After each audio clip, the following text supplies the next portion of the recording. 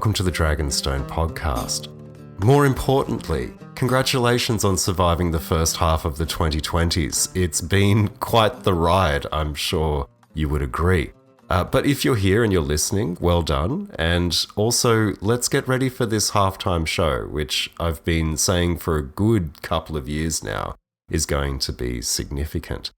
Today on the podcast, I just wanted to take a couple of minutes to do a quick solo show to say thank you all for listening for 2024, to look back on 2024 and to look forward to the pathways into 2025 and how that's going to differ significantly from the first half of the 2020s. So if you're the kind of listener that I think you are, first of all, you're magnificent and awesome. And thank you for listening. And also, you're probably deep in the forecasts for 2025. You're either doing them for yourself, well done, or you're listening to the 2025 podcast forecasts, which I've mentioned previously are only somewhat effective. Or maybe you're thinking about booking in to see your friendly local astrologer for, your 2025 personalized forecast, not mentioning any names. Matt Dragonstone. And what you're getting is, I would say, from what I've heard, quite the typical doom and gloom, death and despair kind of vibe from the astrologers that are prominent around the place. That's not necessarily where I see the quality and tenor of the energy moving forward. And I wanted to talk a little bit about that just to kind of kick things off. My mantra for 2025 is actually get excited, which might be baffling for some or most of you. When you look at what's in store for the year ahead, we have, Pluto already in Aquarius and steamrolling its way through the first couple of degrees of Aquarius. That's great. We've got the ingress of Uranus into Gemini. That's also great. We've got the ingress of, or the beginning of the conjunction of Neptune and Saturn with the eventual ingress of Saturn into Aries. That's so. But the important thing is that what that represents is optimism. And what that represents is excitement. And what that represents is a polar shift in the tenor of the energy that we've been living with really since about 2008. Those big planets have been in Capricorn, Taurus, and a variety of other places for Saturn, but, Pisces for Neptune, for quite some time. And those are all earth and water signs. And we're starting to shift into air and fire. Does this mean war? Yes. Does this mean conflict? Yes. Does this mean action and instability and a relentless focus on the future? Also, yes. And does this mean you should be scared? Absolutely fucking not. And that's really the one message I wanted to get through today. I'm not going to get into specifics of forecasts because I'm appearing on Lance Baker's podcast shortly with the 2025 year ahead for Australia. And if you want something specific, you can get in touch with me and we can do a reading. I'm sure there's enough content out there at the moment, but I wanted to just maybe throw a dart into that bubble of despair that seems to categorize a lot of the forecast content that's out there. So message number one, save a space for optimism. I like Gemini, Aquarius, and Aries personally, and I like that there's going to be a kind of, bravery that sort of attends all of the bridges into the future that we're going to have to cross next year. Does that look like what we think the future looks like when we try to imagine that in the Age of Earth mentality? And the Age of Earth mentality that I'm referring to here is the series of conjunctions of the outer planets, including Saturn and Jupiter in Earth signs, which have been going on for broadly about 600 years. And, specifically for about 200 years. No, because that focuses on stuff. And I think one of the big things we'll see out of 2025 and 2026 is a backlash against the materiality of technology and more of a focus, and this is probably channeling too much New Age stuff in here, cue the wind chimes, more of a focus on the body as a soft piece of technology and the ways in which human potential particularly has been limited by the Age of Earth and is now liberated by the Age of Air. It sounds ridiculous, but come back and see me in 12 months and we'll talk about the ways in which the reaction against hardware and the embrace of the body as soft technology is starting to take root. That's one of my big calls for next year. There's no war, by the way, either. I think war's a 2026, 27 proposition, and I would be quite disappointed to be proved wrong on that. I'm not a warmonger, I'm a pacifist. So, a space for optimism. Gemini, Aquarius, Aries, interested in ideas, interested in the future, interested in getting shit moving, and I think that that's kind of how we're going to see the shift. So in terms of astrology, beware the doom and gloom. I don't think there's actually a place for doom and gloom. Tragedies happen consistently and on broad scales throughout history during periods when the astrology and by extension, the energy has been quite different in tone and tenor. And I think that that's going to continue next year. And there's no real way in which sitting around being terrified of the future is going to help. And just between you and me, keeping people terrified is an excellent way to generate income. There, I said it. A lot of astrologers and a lot of astrological podcasts, that's their bread and butter, basically, and that's how they've earned money.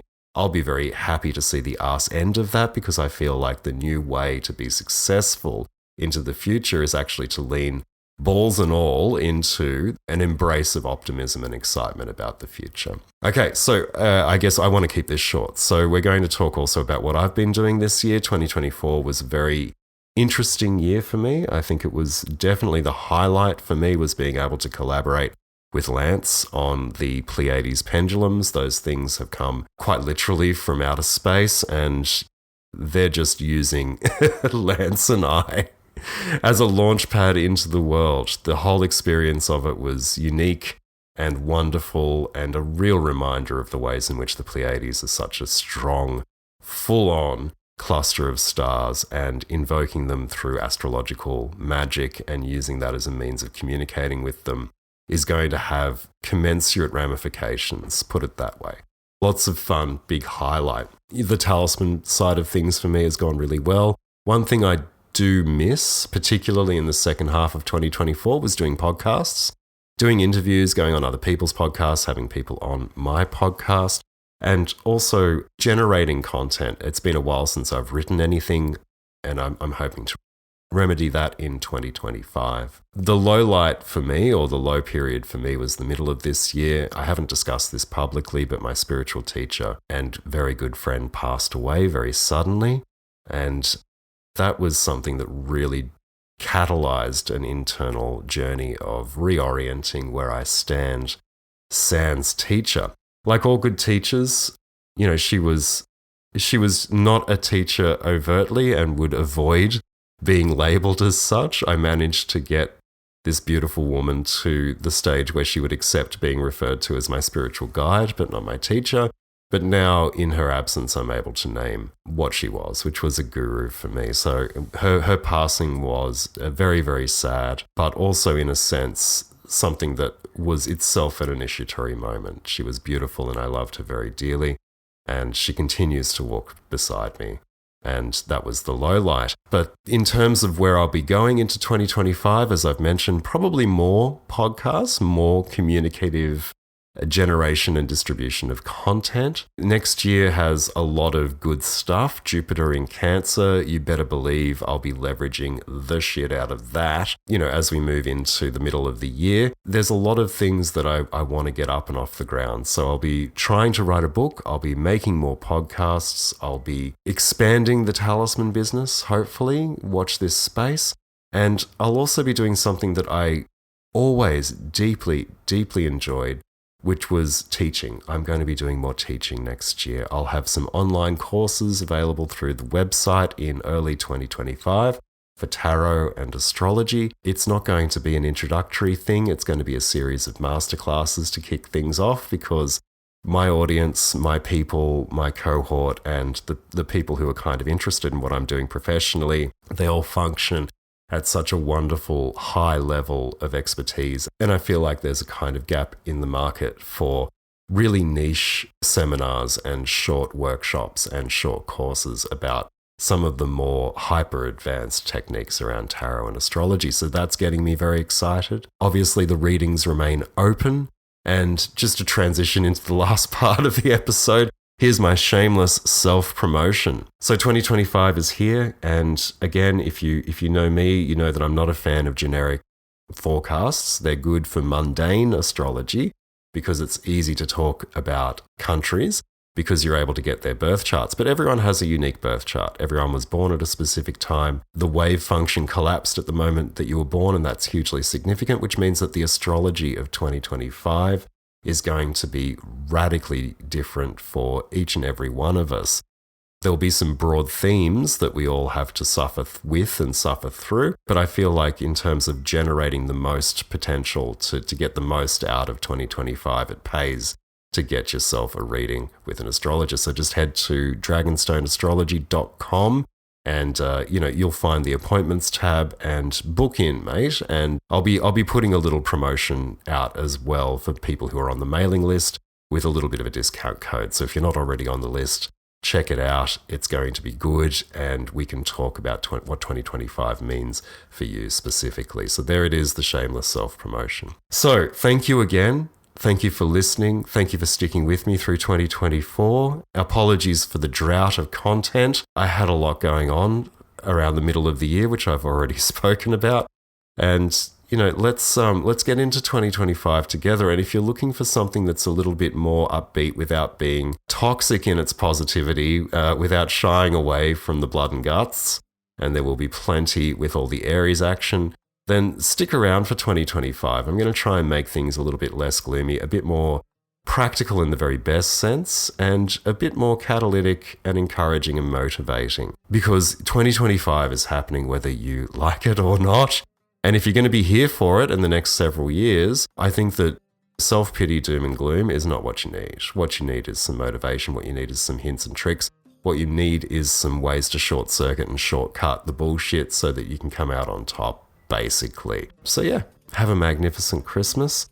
My best wishes to all of you, and let's get the fuck into 2025 and put ourselves in a position of being able to leverage rather than just being victims.